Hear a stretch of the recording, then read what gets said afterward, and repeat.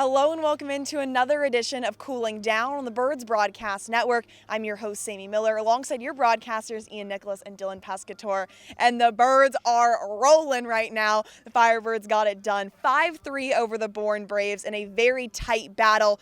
And once again, the pitching was fantastic. Ivan Romero started things off, and then the star of the show was Connor Eaton.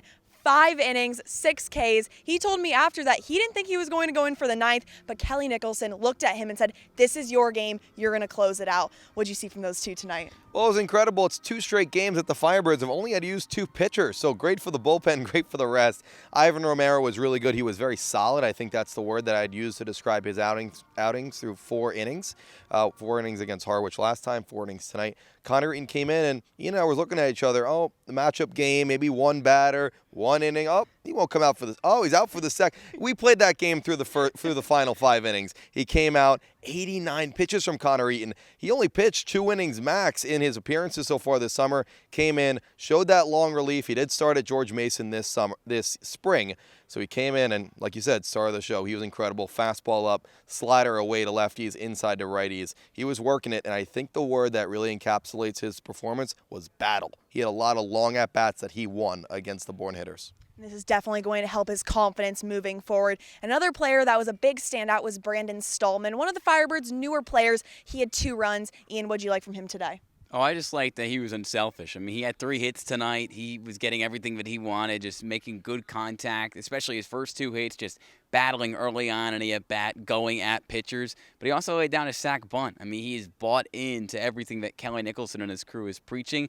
Be unselfish. Know when it's your time to make something happen and when to generate one of your 3 hits on the night. But also know when it's your time to, lay down a bunt and be a table setter instead of a table clearer. And Brandon Stallman, I think, can do both. He had a great season at Charlotte. He's going to be an awesome addition of his team throughout the year. I know you'd rather have nobody else at third base but Jack Penny, but Stallman was good defensively tonight, and both of them were in the lineup, and both of them were good. So I think he can play again. Kelly Nicholson has just got a dream scenario in front of him right now with a deep lineup. It just got even deeper because Stallman proved that dud against Wareham is in the past. There you go. And the defense tonight was very strong. No errors, which has been something that the Firebirds have been really working on. How important was that for them tonight? Well, the defense was the key to the game. Bourne had a lot of defensive errors. They had 2 errors at shortstop by Vastine, and then 2 wild pitches that allowed runs to score for the Firebirds.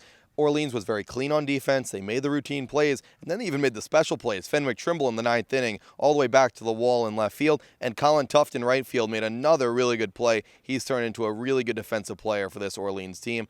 Defense wins, and when the defense is perfect, you're going to have a better chance to win. And like we noted at the top of the show, that it was back and forth. There was really no room for error, but the Firebirds were able to pull through. How important is this to show, Ian, how much they can battle even when it's tight? Oh, it's big. I mean, again, this is not the first time this team has done this season. It's not the first time they've done it this week. I mean, this Orleans team, when they lose close, and when they win, they usually win pretty close. So I just think it's a Firebirds team that came up with timely situational hitting, just like they have over the last few games in the 8th and 9th inning. I mean, Jack Penny, he had a run scored because he led off an inning with a single. And then Joe Oyama, who doesn't always have the opportunity to drive runners in because he's usually batting from the top of the order, he drove in a run in that 9th inning as well. It's a Firebirds team that, hits for power, hits for average, whatever, but they hit at their best when they need to. It's a Firebirds group that had 13 hits tonight, and like Dylan and I were talking about on the broadcast, yes, Bourne had some defensive issues, but those defensive issues wouldn't have been as bad, wouldn't have been as, highlighted if Orleans didn't have 13 hits and guys didn't come around the score consistently. So just a great night overall. And you can just tell these guys are fired up and they're also confident, which is huge as we reach the end of July and close to August. But we will see you guys at Eldridge Park tomorrow.